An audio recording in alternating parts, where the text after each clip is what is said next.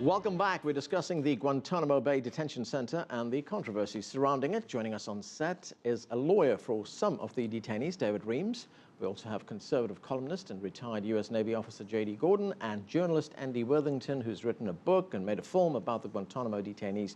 He joins us from London.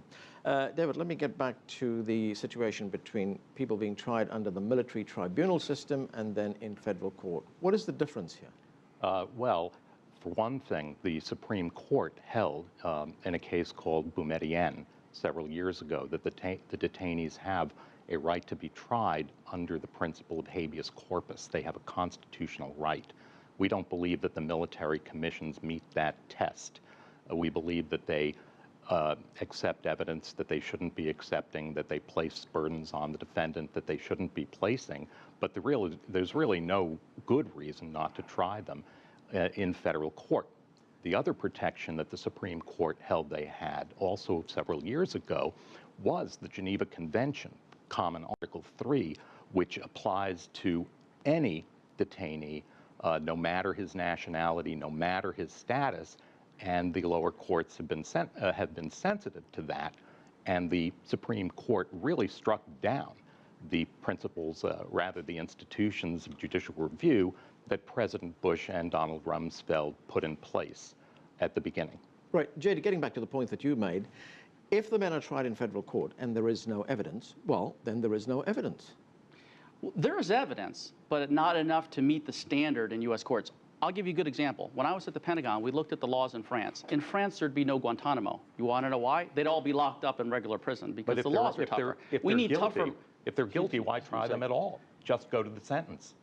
Well, that's another good point, that the U.S. could have tougher laws domestically. If we had tougher domestic laws, you wouldn't need Guantanamo. My point is that if they're guilty, why have a trial at all in any form? You've already made up your mind about them. Well, you don't have to. I mean, that's a valid point. You don't have to because we're at war, and so you could keep them to the end of hostilities. We could keep them until the guillotine. I wouldn't say that. That's a different, set of facts there. I think that since we're at war, we can keep them to the end of hostilities. We can keep them for the rest of their lives if we believe that they're going to go back to terrorism. Until the end of hostilities, which... Until the end of the year, then, J.D. Well, until Al-Qaeda stops fighting in the United States, Andy. But David brought up a very most of these people were not members of Al-Qaeda, J.D. They were people who were soldiers. They were fighting with the Taliban. David brought up a great point that I want to respond to real quickly, and that is about propaganda. Guantanamo is the world's largest propaganda campaign. The State Department in this country, in December, designated a man from Qatar, Abd al-Rahman al-Naimi, as a specially designated global terrorist. He was giving millions of dollars to al-Qaeda fighters in Syria, in Yemen. Guess what? He was also giving a lot of money to NGOs that are very famous international NGOs that have been fighting close Guantanamo too. So look where the money's coming from. If anybody has a question, follow the money trail. Where is the money coming from? The lawyers and for the detainees who are fighting to get it. All right, let me go to... I'm just stunned by the extent to which JD's arguments are smear arguments and arguments based on guilt by association. I don't think that that's logical argument. I think that it's an appeal to emotion and to prejudice. Andy, what do we know about conditions in Guantanamo right now? I mean, there was a story in the New York Times just a few days ago talking about decay at Guantanamo, that nothing is being done. The place is just allowed to fall apart. What do we know about conditions there? Well, yeah, we know that the buildings are falling apart. More to the point, we know that the men held are falling apart, that they're aging. But the fundamental thing is that over half the men that are held there are people that the United States government has said it doesn't want to hold, and yet is still holding. So really, what we all need to be looking at when we talk about Guantanamo is why is the United States government holding people that it says it doesn't want to hold? And we know that the obstruction has come through Congress. We know that the president has been unwilling to spend political capital overcoming Congress, even though there is a waiver in the legislation that allows him to release prisoners without consulting Congress. The question is, what's going to happen to these people? It is not acceptable. Every single day that passes, the United States is continuing to hold men indefinitely without charge or trial that it said it wants to let go. Now my point on this has always been that's worse than what dictatorships do. When dictatorships throw you in a dungeon and throw away their key, they don't pretend that there's a review process that they've undergone where they've cleared you for release and then don't release you, because that's actually crueler than the way dictatorships behave. Now, I think if we could really focus on the issue that half the men at Guantanamo are men the US doesn't want to hold, and put pressure on the administration to say, you have got to release these people, then we can get to the other half of the men who are held, and we can have more discussions with people like JD about whether these people are genuinely dangerous. Okay, JD. You know, I know that there are only a handful of people who are set up for prosecution, and I absolutely agree that these people are accused of heinous crimes, and I hope the trials go ahead. The other people, it's not clear from what JD says that there is not sufficient evidence, but he knows that these people are dangerous. That's not how we operate legally. We have to have proof that can be tested as to ascertain whether people are in fact dangerous. Okay. And the other thing is that we're coming to the point where we're going to see a drawdown of troops from Afghanistan, and I believe that ends the military excuse for holding these people. The reasons for holding them militarily will be gone, and I'm hoping that the pressure will be on to release the majority of the people. Okay, Andy, thanks. Let me go to that broader point that Andy made. The United States worse than a dictatorship.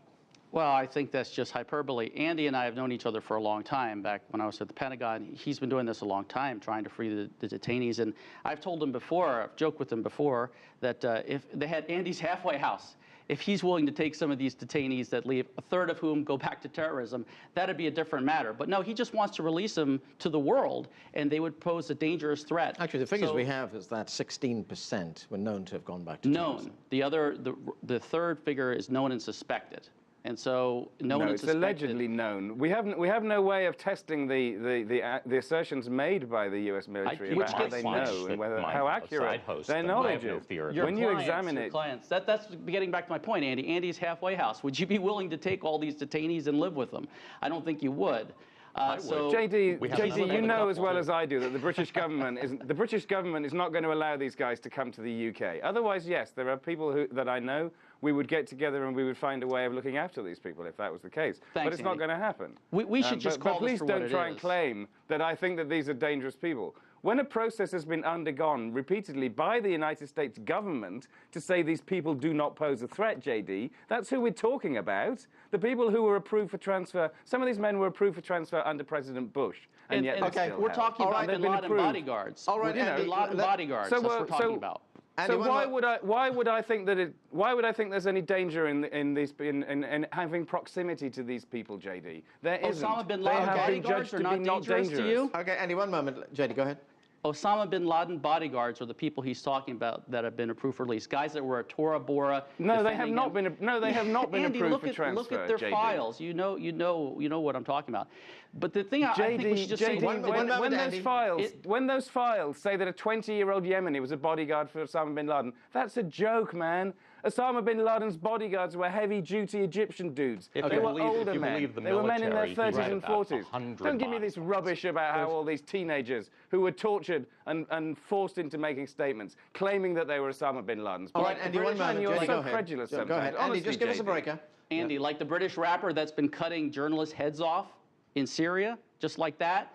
My other point is... how does that relate to what's happening because in Guantanamo? They're all comrades. These are fellow jihadists that are at war with the United States. There's been no proof that they I think you may find that what JD's saying is that they're all Muslims. Is that what you're saying, JD? They're all Muslims. Typical attack from the left. A typical attack from the left. Just call someone a racist, call them prejudiced, just like David did apparently.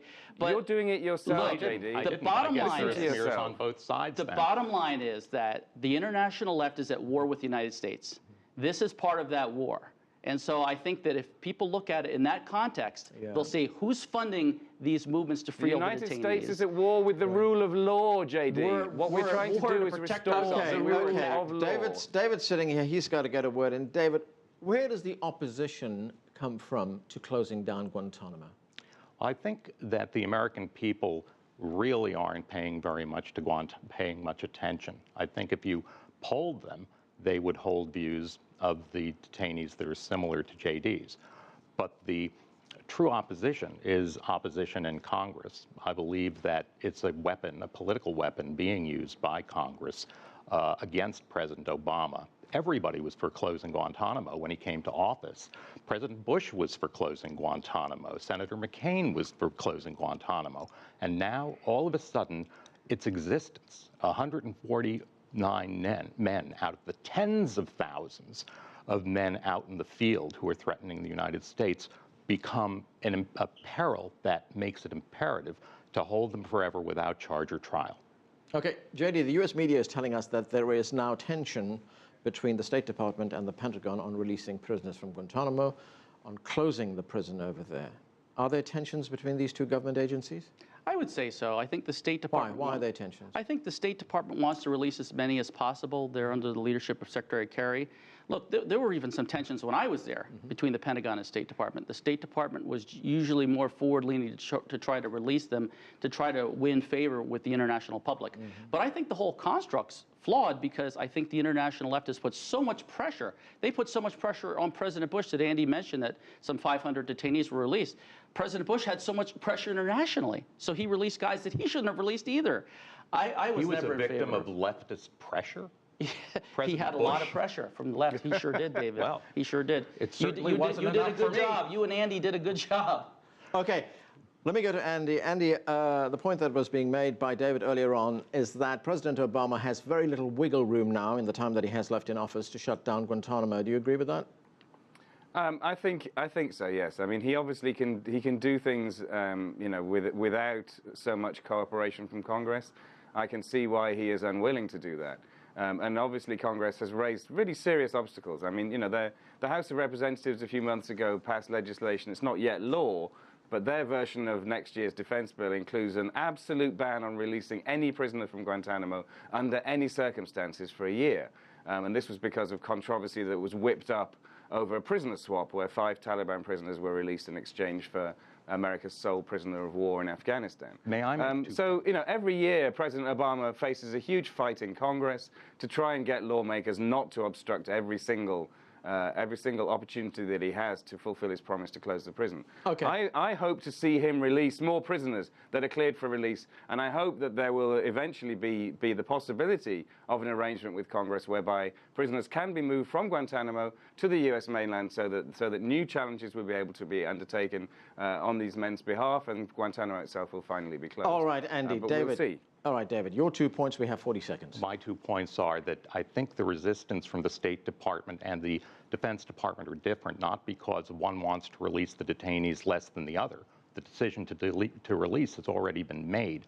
The Defense Department is holding up releases by insisting on unrealistic and draconian security restrictions on these men once they are released.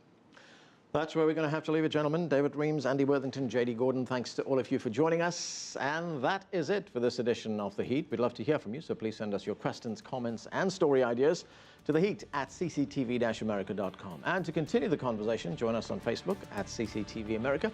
I'm Anand Naidu in Washington, D.C. Thanks for watching.